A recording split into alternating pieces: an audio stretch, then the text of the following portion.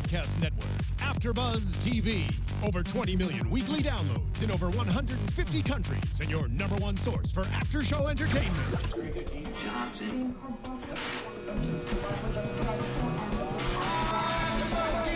AFTERBUZZ TV, the destination for TV superfans. Producing aftershows for over 300 of your favorite TV shows, interviewing celebrities and showrunners, and bringing you behind-the-scenes exclusives. All thanks to E! Entertainment's Maria Menounos, producer Kevin Undergaro, and internet leader Akamai.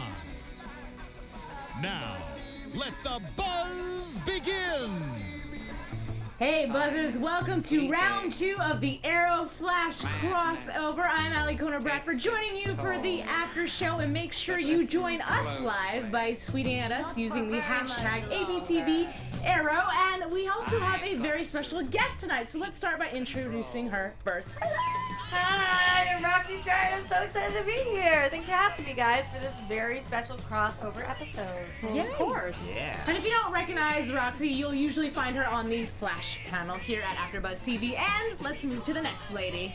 I'm Katie Cullen. You can find me on Twitter at KJ. I was on the Flash panel last night because we're really milking this crossover thing for all it's worth.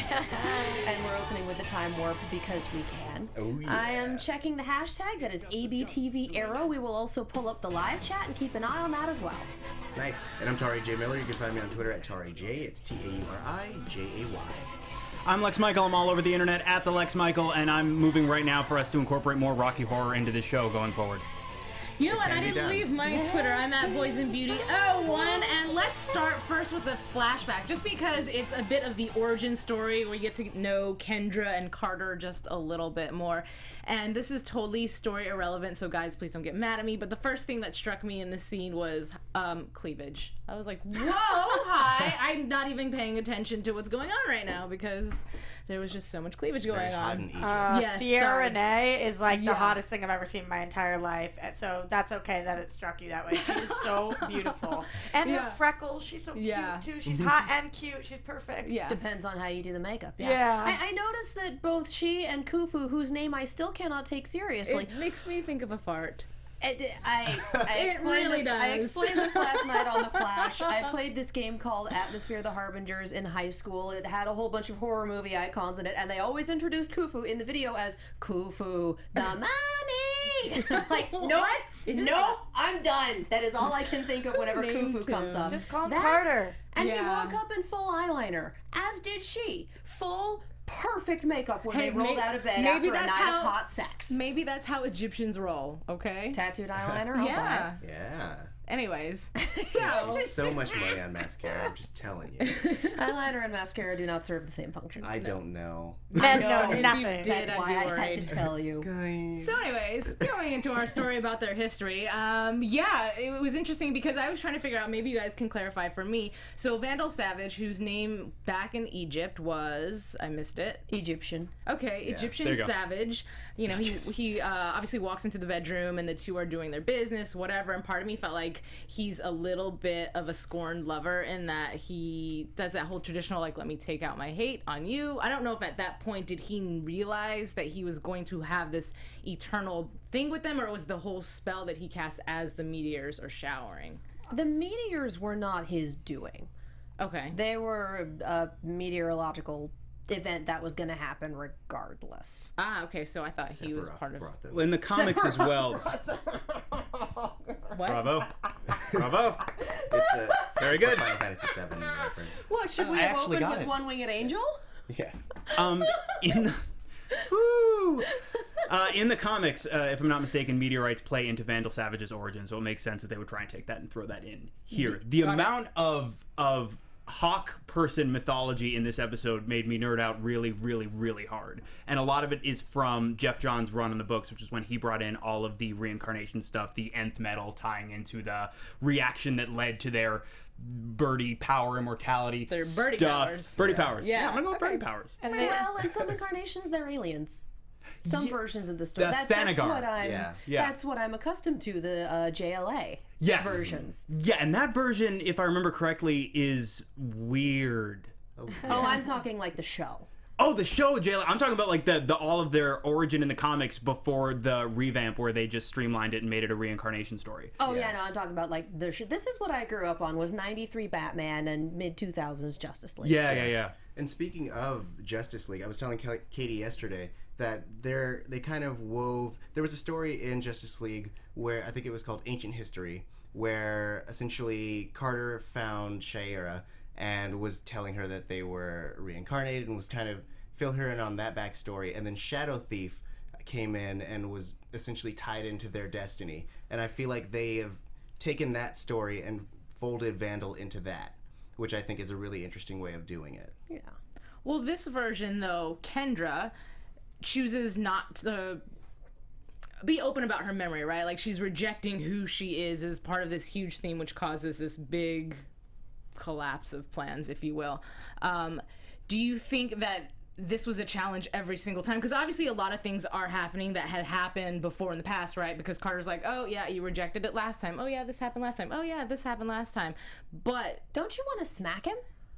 Carter? No. Yeah. It's just like, oh yeah, you did this before. She's like, I want to lick him. Oh yeah, there was this. Oh yeah, there was that. It's like, oh my God, you know it all. Shut up. I mean, he's explained it to her, what, 200 and how many times? It's But not does that. he have to be so dang patronizing about it? I don't feel as if I wanted to smack him at all. I felt like he handled it incredibly well. I don't think I would be able to handle it even half as well. I think he's patient with her. I think he lets her have her time with Cisco. I think he is a little cocky as a person, but I think when it comes to Kendra, he knows exactly to deal with it. And to talk about your question earlier about Vandal Savage in the past, I felt like he walked in and he blatantly said what he was there to do, which was to rape Kendra. Yeah. And he said, I'm going to do to you what he just did. Right. And that's how that all happened. So I think from day one, he's been a bad guy. And then after all of that, he casts that major spell, and that is what bound their lives together. Got it. Interesting. I was going to go somewhere with that, but then you start, and I was like, oh. Well, I will say, too, there was a lot that I felt, piggybacking on what you just said, there's a lot in this episode I felt that did a good deal more to establish just how evil and threatening this dude is, that I did feel was missing a little bit from last night's part one. Yeah. But I will say that this episode also felt a lot more to me like a Flash episode than an Arrow episode. Yeah. I Why want do to you know think how many that? fans are watching this going, what the hell happened? How many people missed the first half of The Flash, didn't know that they had to watch it? Right. Do you guys both watch Flash? I mean, I watched it last night. But not regularly? generally, no. Were there parts of tonight's episode that were confusing at all? Or did you feel like... See, I think that these two crossovers were way more conducive to Arrow fans than they were to Flash fans. I think that Flash fans were infinitely more confused if they're only Flash fans. I think Arrow fans picked everything. Yeah. Right. Yeah, because Damien Dark for a hot second doesn't do anyone any favors. And people were like, who? What? Right. What's going on? Right. And then, go ahead. Yeah. No, I was saying, and then here comes Malcolm. I mean, even like last night, he just kept walking. It's funny. I like that they made it a joke as far as Barry saying, like, is that how he always enters a room? And you're like, yeah. Well. Magical Kramer. Yeah. Bam. I mean, but The Flash only has a season under its belt, so it's easier to jump into, whereas everything they have to bring in and all the like weight that they have to kind of like squeeze into the Flash, it's harder to translate because you have 4 seasons of him like growing as a person and then all these other characters and just trying to establish that. I feel like you have to kind of cater to Arrow a little bit more. That's a really good point. Also, the Flash fans most of them were initially Arrow fans, Right, so they probably came over, but So it makes sense. I'm gonna say something, and I know it's gonna upset a lot of Flash fans, so I'm Do it, girl. so Do it. sorry, but okay, and maybe, and because I told Lex this the other night when we watched it. Oh, and I know. Is it bad, Lex? Oh boy, here we go.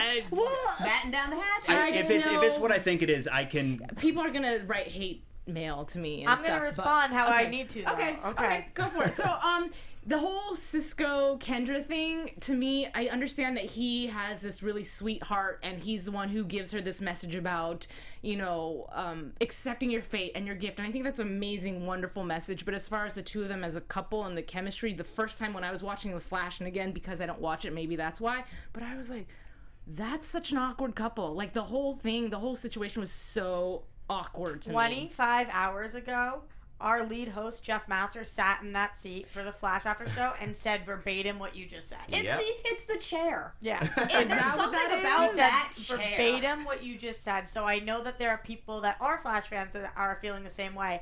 I just have seen Cisco's heart get broken time after time, and he desires these women that kind of play with him like Golden Glider. So I feel for him, and this was the first nice girl. So I'm not saying it had to be the love of his life, but I feel bad for him. And this is a relationship that ended in a train wreck that you really can't prepare for. Right. I mean, surprise, she's reincarnated, and her lover for the past 4,000 years has just showed up and said, "Hey, babe, sup?" Right. How do you compete with that? All my relationships, exactly. I still think that her. Yeah. Wow. I want to know your history. Actually, I want to stay the hell away from you because I'm sure there's an immortal chasing. It's not Phil, is it? No. Oh God. And you like to know. No, I don't. It will keep me safe the less I'm involved. Which is evidently not the case in this episode because boy, did we ever have the bad decision conga line tonight. Where was I going with this? Relationships. Relationships. So I was just saying, it's not that I dislike Cisco. I don't dislike him as a character. I just thought that actually, if I remember correctly. Okay, never mind. I was just kidding. Are you going to throw her under the bus now? How about this? Tonight, if I remember correctly, the exact exchange was as we're watching Cisco do some Ciscoing. I don't like him. Oh, I like him a lot. No, he's annoying. Yeah, that was me last night. He's dude Felicity. Yeah, no. He is dude Felicity. No, in my opinion, and that's my opinion, I can see that to an extent in the techie side, right? But I feel like last night he was, and sorry guys, he annoyed me last night. Tonight, I think the reason why he grew on me is because of the whole speech that he had with Kendra, the whole it's a gift and seeing it for what it is and bringing her to a different level that even Carter couldn't bring her to. So in that sense, that's why I like him. My biggest problem... But last night, I'm not gonna lie, I was like... My biggest problem with him was like, you gotta respect a 4,000-year relationship. You gotta be okay with that. He did. Yeah, he did eventually, but he was like, but there's a reason why it's not working with you guys, and maybe you need something new. Honey, come on. Like, I love you, Cisco, and I think you deserve the best, but it's not this. You want to be the rebound of a 4,000-year relationship? Probably not. Well, I didn't think he was talking about their relationship there. I thought he was talking about Carter's tactics of use the rage, use the aggression, when that's really not Kendra's personality. Well, in that scene, absolutely. But as he's talking to Oliver or Barry, I just felt like he was still thinking, ooh, I can maybe do this. Right, because he was like, well, she doesn't even like him that much. When they're talking about, destiny, I don't know if he was talking to Oliver or if it was Barry, but he was just talking about, it's their destiny to be together. Or maybe it was to Kendra herself and just saying, but she don't even really like him that much. Clarification. She didn't. I love Cisco. He's like my favorite character in this entire world. I love him so much. And he's going to be with somebody who wants to be with him. And it's not Kendra right now. She can't put him first. She's got too much stuff going on. So for Cisco's sake, we had to break them up. Right. Yeah. Yeah. Love you, Cisco. Peace. Anyways, okay, so talking about all this, I do want to talk about Felicity, and I want to talk about Oliver, because that was such a huge thing for me personally, and I'm sure some of you, because I heard oohs and ahs and a lot of commentary going on, because Oliver was making terrible, terrible decisions on top of terrible decisions. I'm so mad at him. Yeah. I am so mad at Ollie? him. Oh my God, yes. Yeah, I wasn't really a fan of, okay, smart of him to grab the hat with the hair, right, to get the DNA. Barry, sweet little Barry, who had no idea what he was doing. But the part that got me was when Felicity found the paper and Oliver's still trying to wiggle his way out of it. And she's like, dude, I've seen your DNA. I don't know how many times I have that memorized. And I don't know, my heart hurt for her because outside of the whole Arrow world in general, just to be a female in that position, to have somebody who all of a sudden has a kid. And she even said, I'm not upset that you have a kid that you didn't know about. I'm upset that you don't want to tell me about it or talk to me about it and share with me about it. And of course, Oliver, who doesn't know how to express himself, he has a good intention in mind in that he's trying to still have his kid in his life, right? And abide by whatever rules the mom of his child has set for him. But he's just not properly balancing those rules with, should I tell Felicity? Should I not? Who's she really going to tell? Yeah. I just went on one tangent. She had my favorite quote of the night. She says, if you loved me, if you trusted me, telling me this wouldn't be such a burden, it would be a relief. Do you guys agree with that? Absolutely. So do you feel like Oliver doesn't love her the way that he needs to be loving her? I don't think that he's not loving her the way he needs to. I think Oliver just doesn't know better, and again, just poor judgment on his behalf. And yeah. His life has also been lies for, at this point, what are we figuring? A year, a season? It's been lies for a decade. Yeah, give or take. At this point, just about a decade. 5 years on the island, 4 seasons. He's been lying about just about everything for about 10 years. So that's his default. That's his instinct. And it's not an excuse, and it's not a good thing. And like I said, we have been doing the bad decision conga pretty dang hard this episode. But that's what he falls back on, and he's still not good with getting this figured out. And it is going to come back and bite him in the ass something awful later on. Like, there's no way it's not going to. Especially with Barry talking about, the time stream fully believes in karma. The part that frustrates me the most, I think, is not even the bad decision itself, though that, I wanted to start tearing out my hair, but it's the fact that this has happened so many times, and it always pans out the exact same way. And it seems like he has learned, for all the growth that he has done in the last year or so, he does not seem to have learned that this never works in his favor, and in fact creates horrible, horrible problems. In all fairness to him, though, I think we can all agree that just the first time, I'm not including the second time around, the first time, he had just found out. We don't give him the benefit of the doubt. She jumps down his throat. He just got the papers back. Maybe he was planning on telling her. I don't think he was. But I think she should have played it out a little longer. Once she figures it out, I wish she had given him the day. Just a day to deal with all of it, and then after a day, a couple days, maybe a week, he doesn't say anything, then she says, listen, I know, and then confronts him. But it's a big deal for his life. But this had also been a chain of lies during the day. Where are you going? What are you doing? And him just continually lying to her, and it culminating in this. One thing. Where's he going? What did you have Barry do? All about this one thing, though.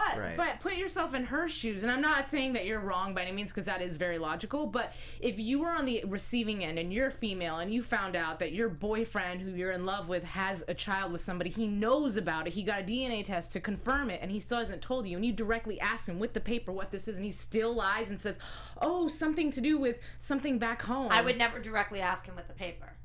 That's the step that I wouldn't have done. I would have gone, I would have figured it all out, and then I would have said, wow, this is a really big deal, I'm going to give him a little space.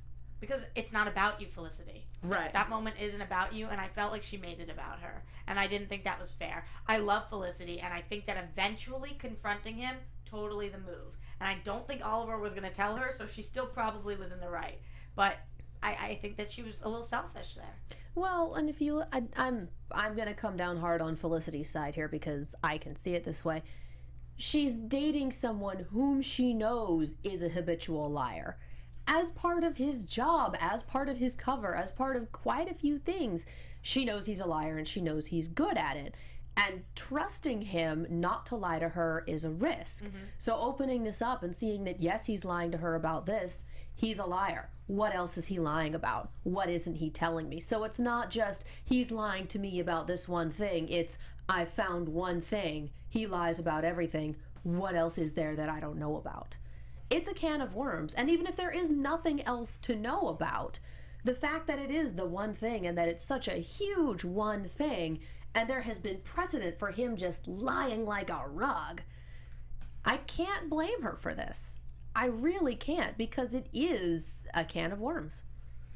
Really quick, just because How one are you of guys our people... Oh, sorry. They need popcorn for this conversation. I just like that you equated his lying to like alcoholism. What? And that like it's like he has been drinking for so long, and then he's been sober from lying, and then he's just had this one drink of alcohol or liahol. Liahol. Liahol. But it's not that he's sober from lying. He's still lying about whether or not he's the Green Arrow, etc., etc. Like, the lying is part of his job.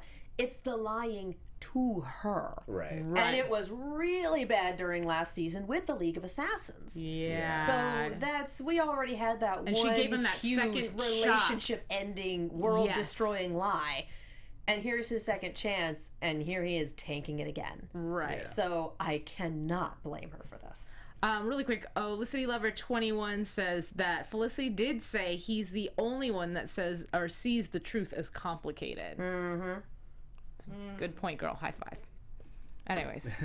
It always anyway, is. It's gonna come back. People on Arrow make bad decisions. Sky blue, water wet. All right. So Dead silence after that one. All right. And cut. So Hashtag lie a hall. There you go.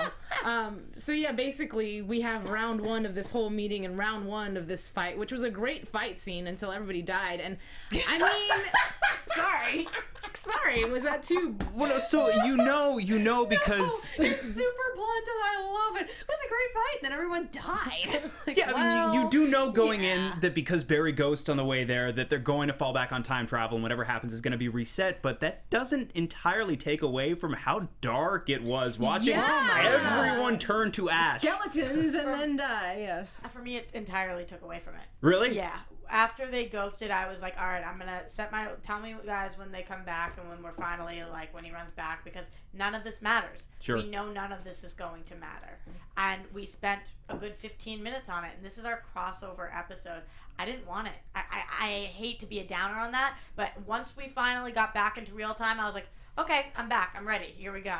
Right. We saw Oliver burn, and I was like, all right, burn, Ollie, burn. Like, Disco Inferno? Yeah, we know we're not going to lose you. We just saw him ghost. Like, all right, figure this out. Let's just do this on repeat. So wait, but if they didn't show that as that one inkling of a hint and they just let it play out without that, do you think you would have enjoyed it a little bit more? Well, if we hadn't seen him ghost, then that would have been not true to what it would have looked like. You mean if we just hadn't seen him run at all? The first time, right. Like, if it came in more towards the end, because we saw a glimpse of it earlier in the episode. I don't remember where exactly, but I do remember or unless it was last night's episode. It was this episode. Oh, okay. I guess as an Arrow fan, I would have loved it, because if I hadn't known that's what it was, then that would have been totally sweet, like the first time it happened on Flash. Yeah, so for the people who watch Flash, it's like, this is gonna be okay, we can call this plot beat. And for Arrow fans, it's like, what on God's green earth is going on?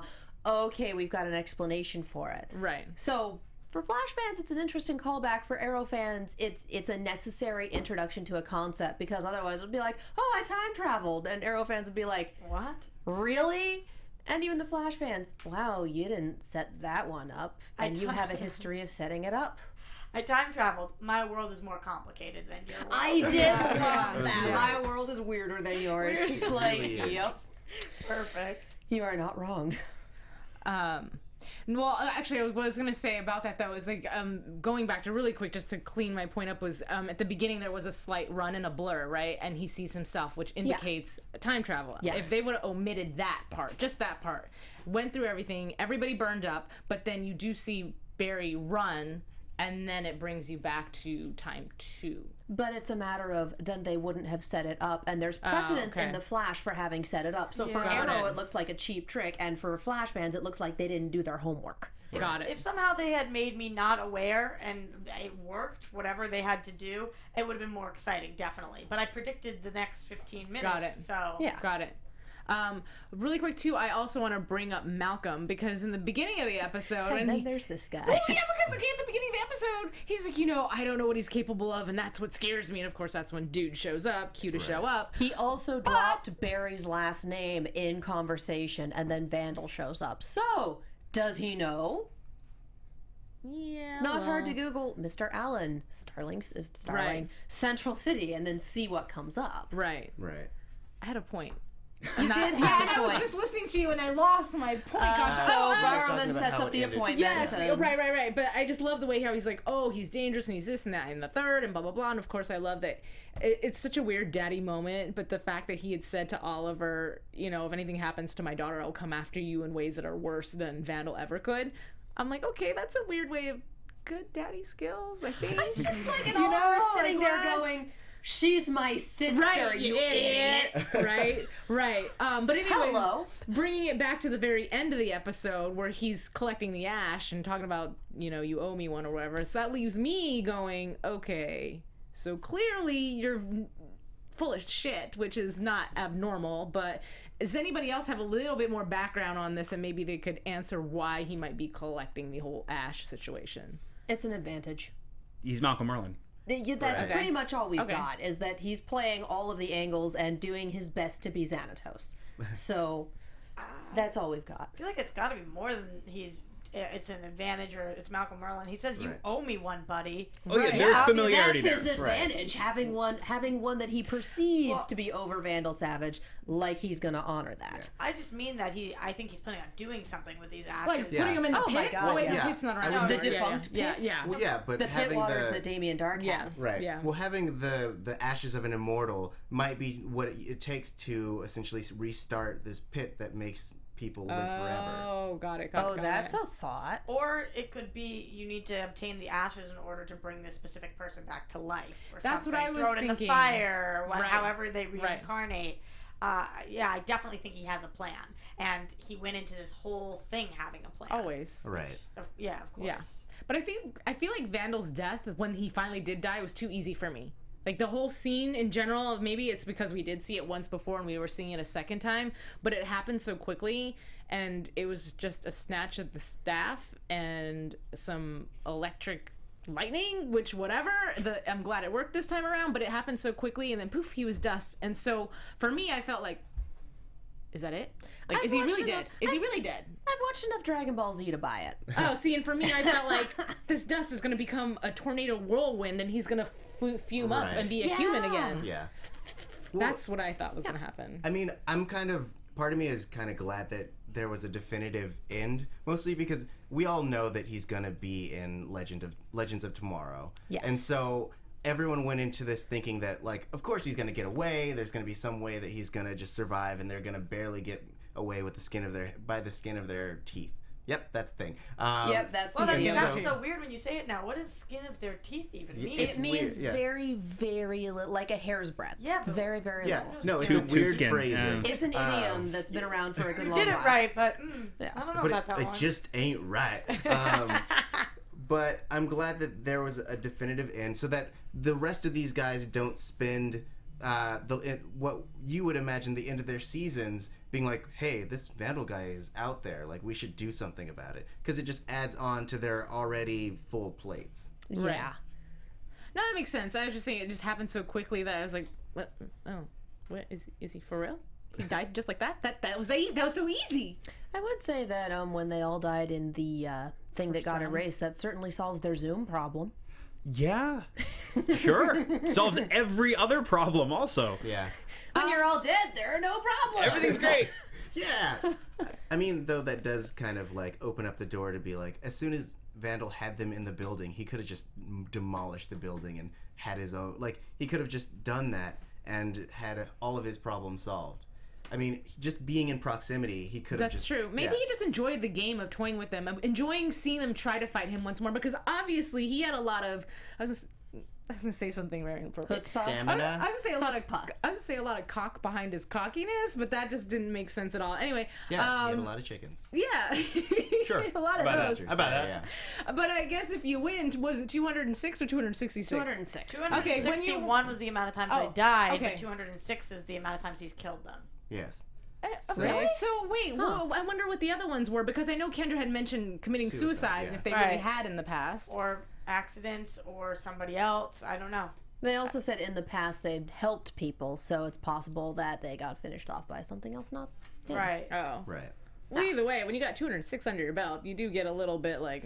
He's literally never lost. Right, so maybe for him, he's like, this is amusing. Let's see what they do this lifetime. I'm going to win anyway. Well, the I have enough part- time to make popcorn. Right. The other weird theory that was mentioned at the end of the episode is now that they've switched, so now that Kendra and Carter killed Vandal Savage, are Kendra and Carter going to be immortal, and Vandal Savage is going to have to reincarnate? Well, that is what Cisco said. Yeah, so. which is what they mentioned. They're like, we don't have time to think about this right now. And Caitlin's like, oh, maybe you should. By the way, Caitlin looking so different in tonight's episode. She had like completely different hair, and she looked great. Just throwing that in there. I love her.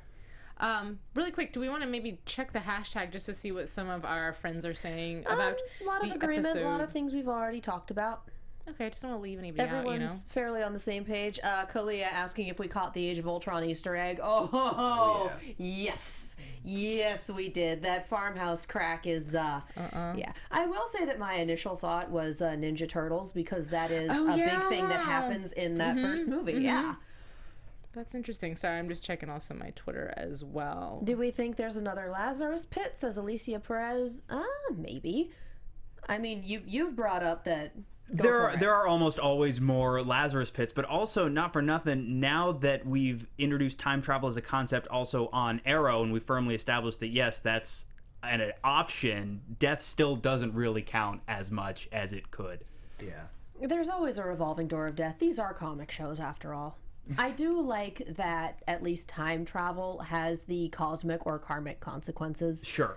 Cisco's vibing, things definitely not going as expected, all that fun stuff. You avert one crisis just to cause another. Sure. Mm-hmm. And we haven't seen the backlash from whatever this one is yet because we time traveled to stop a very small localized apocalypse, and it worked. Yeah. So...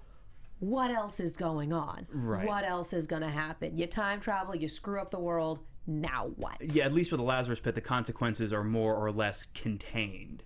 You can, if you have a strong enough box, keep them in a box. Right. And as long as they don't know how to, pick locks and get out with their assassin training. Is that, yeah. Hey guys, I'm going to jump into the conversation really quick and out of nowhere just bring up a statement that was given to us by one of our Twitter followers at BillieJeanGirl18. So she says, do you think that there's... oh, wait, that's not the one I'm reading. Another Lazarus Pit. Sorry, my thing cover that up. Wait. No. I'm sorry. Just kidding. Okay, but thank you for that. Alyssa Lover 21, she says, I'm sticking to the fact that Merlin might be older than he lets on. Hence, like with the ashes and everything else, so maybe he's a part of some mystical foreverness. Bring Tommy back. Right. I feel like if that was the case, we would have known by now. Because we got... I mean, but this show is full of twists and turns, and now would be an appropriate time to unleash that secret if it were a secret. But we've got a good chunk of his origin story, and I am firmly willing to believe that he is a very broken, badass normal. Well, especially since we got the good chunk of that origin story during season 1 when they were very much in the no superpowers, no crazy stuff mode. Right. Matt in the chat reminds us that while picking up the ashes, Merlin uttered the same word Savage was saying when the meteor hit him, which people were talking earlier about in the chat that somehow he is the one who's trying to become immortal. So whether it is Lazarus Pit related or not, Merlin, I don't know about his past if he's older, but he definitely wants to live a longer life. Yeah, I mean, being the new Roz, he has to make sure he extends it as long as possible. The previous ones had a magical frog water. Yeah. Hashtag frog water. So, I mean, it stands to reason that he needs to find a new solution.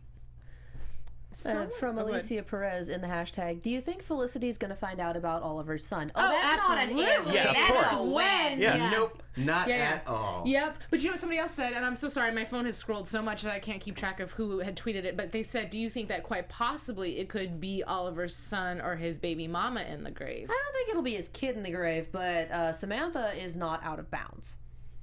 So, who knows? Yeah, interesting.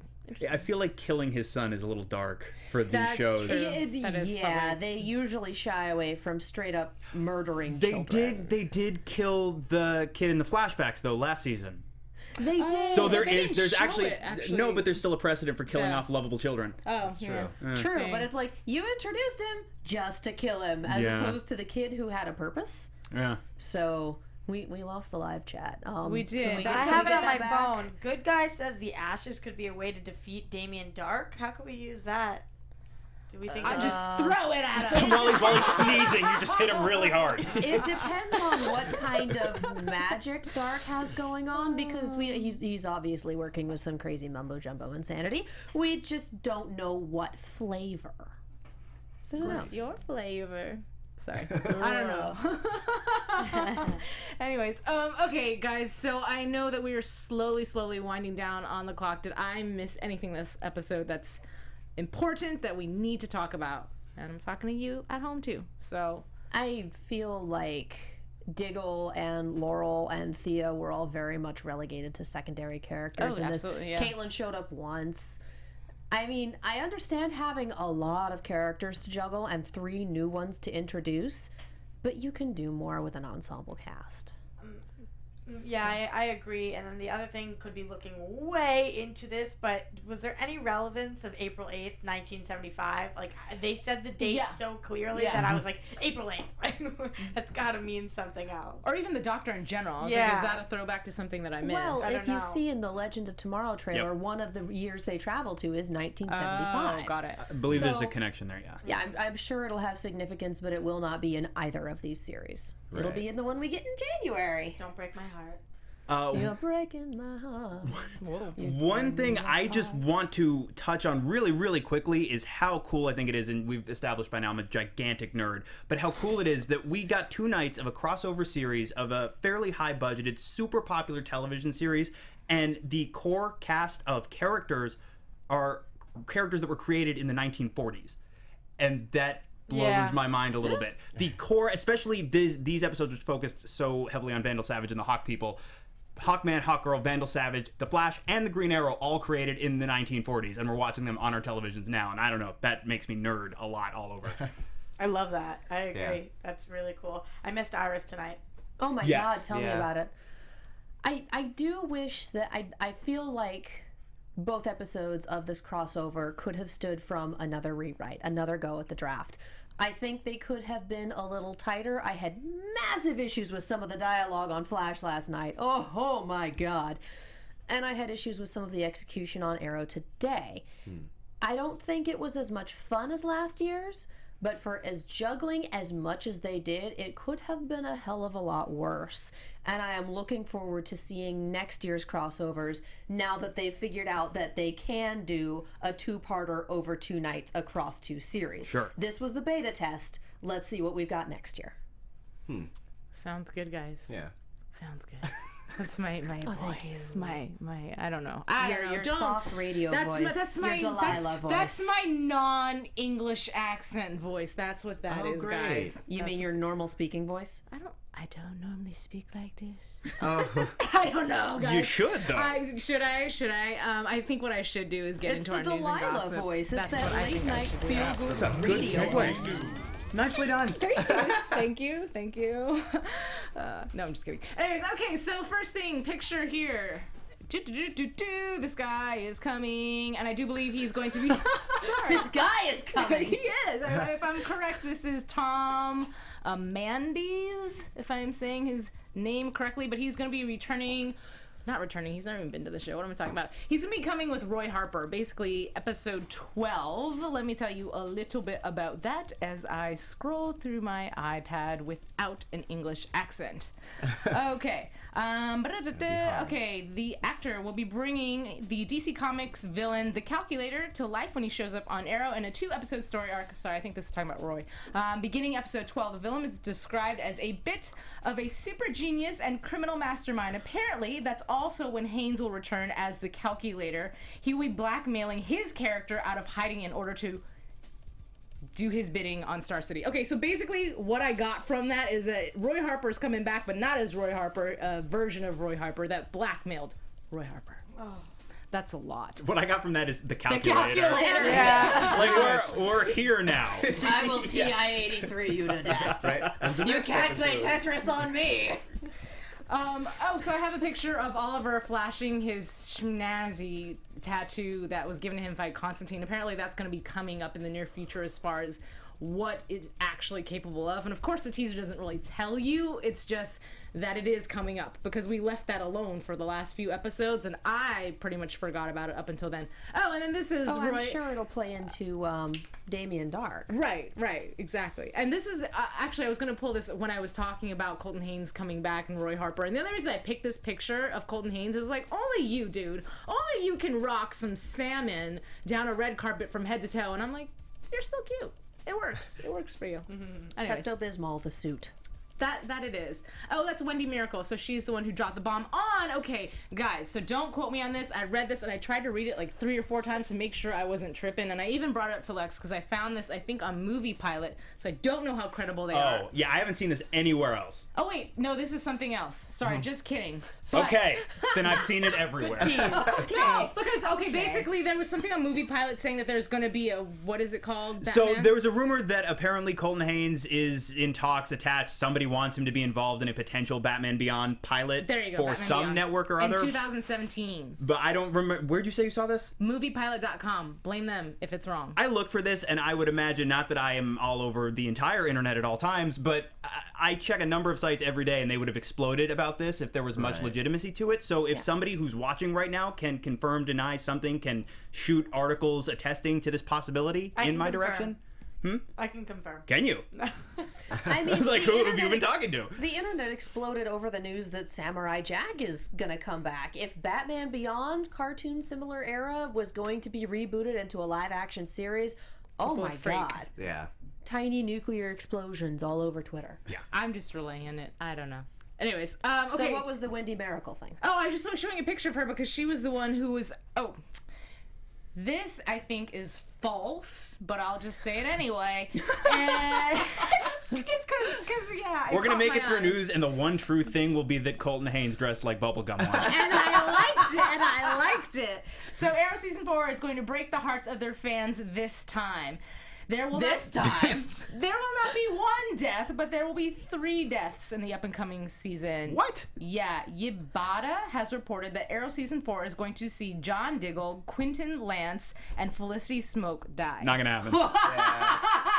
Yeah, I was on it until they gave the Executive names. producer There's Wendy no Miracle way. has come out to state the deaths in the series will be taking place right after the season starts, which it hasn't, and they will be all over by Arrow Season 4. Hitting its mid-season mark. But we're there And now. then Barry goes I back don't know. in time. That's We've why got one more. And then Barry goes back in Yeah. time. I mean, that's why I was like, wait, is that referring to tonight's episode? No, because Lance was not there No, tonight. they would all have to die next week. Who knows? Do we have Who 1 knows? week or 2 until mid-season finale? I Is thought we it had next one. week? Next I think it's next week. Oh, well. Yeah, because we're getting Wally on the Flash Either for way. mid-season anyway. Anyway, it Yeah. caught my attention, and I was like, wait, what is going on?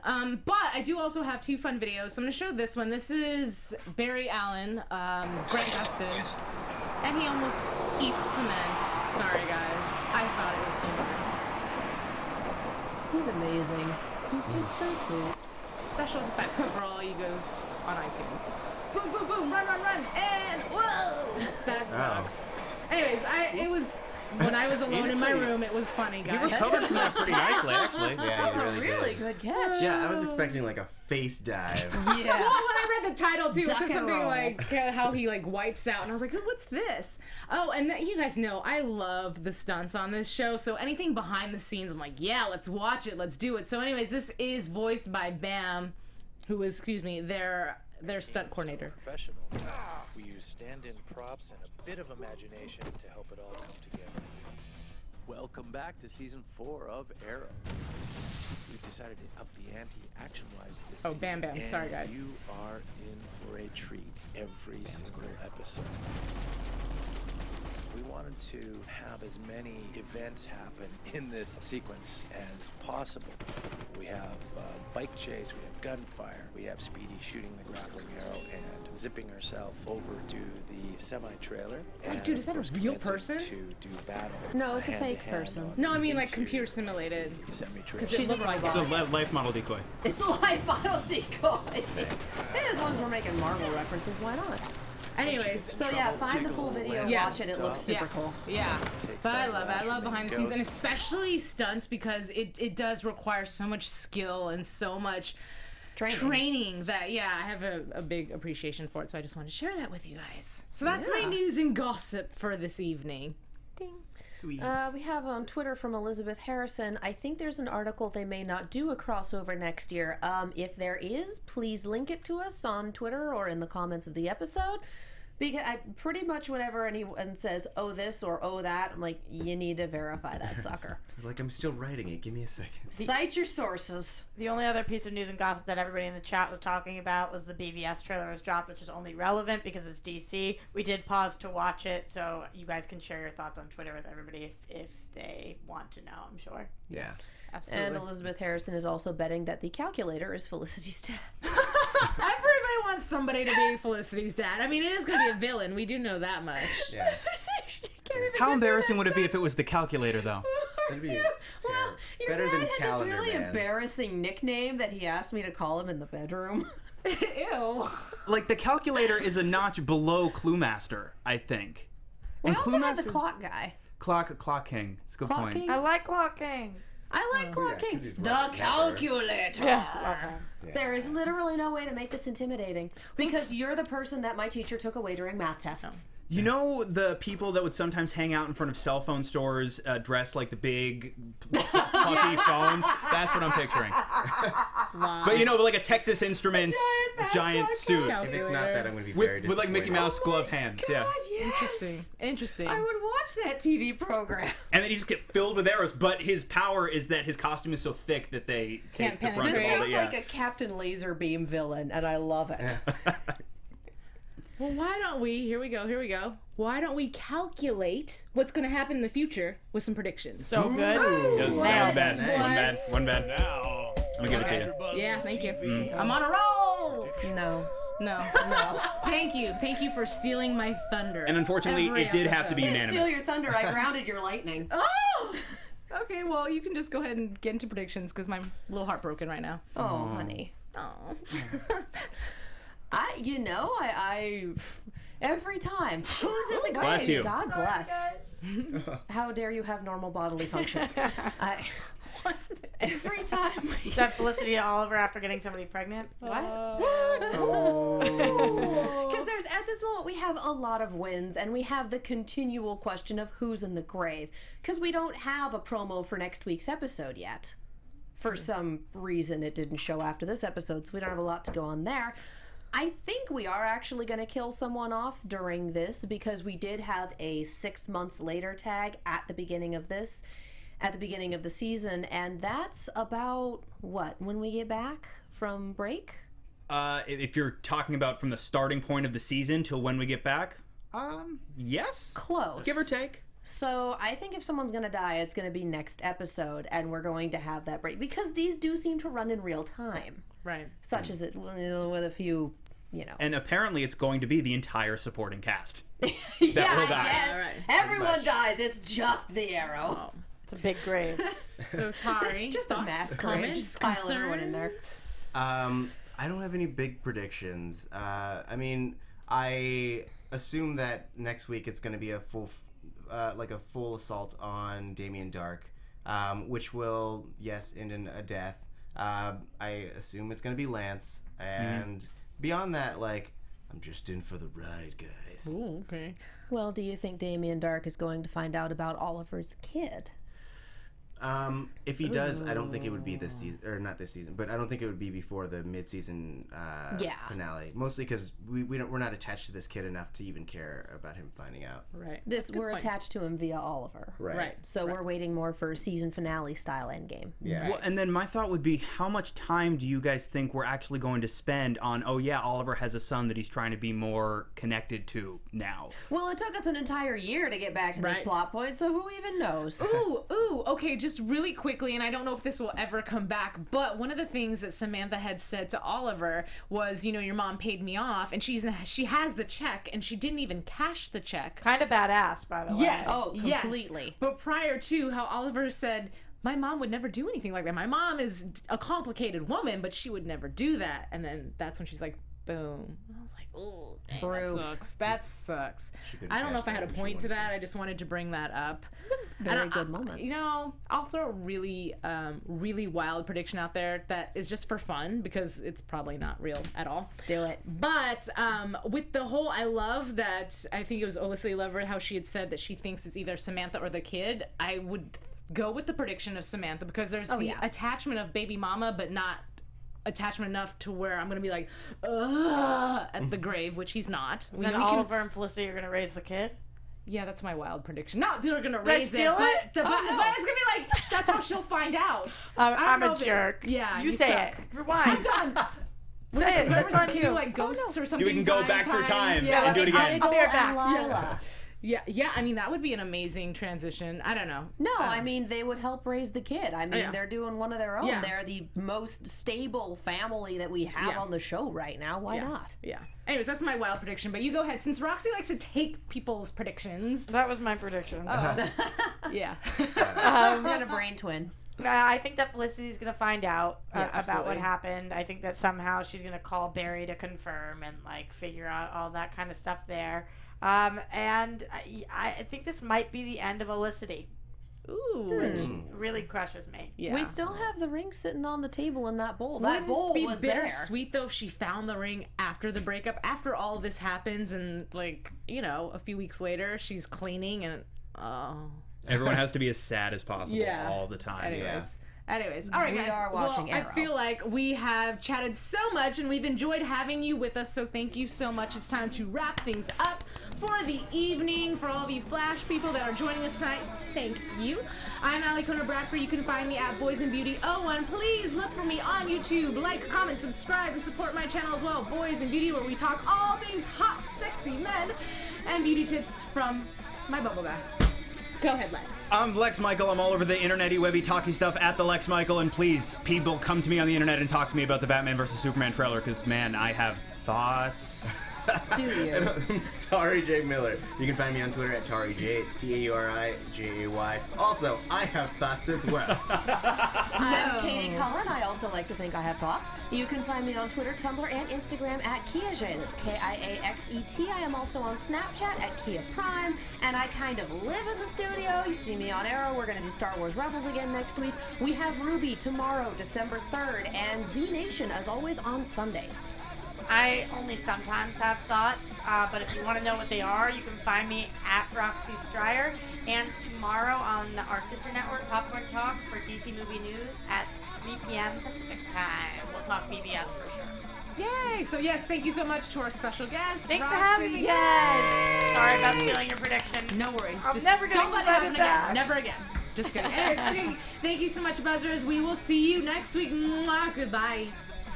From executive producers Maria Menounos, Kevin Undergaro, Phil Svitek, and the entire AfterBuzz TV staff, we would like to thank you for listening to the AfterBuzz TV network. To watch or listen to other after shows and post comments or questions, be sure to visit AfterBuzzTV.com. I'm Sir Richard Wentworth, and this has been a presentation of AfterBuzz TV. Buzz you later. The views expressed herein are those of the hosts only and do not necessarily reflect the views of AfterBuzz TV or its owners or principals.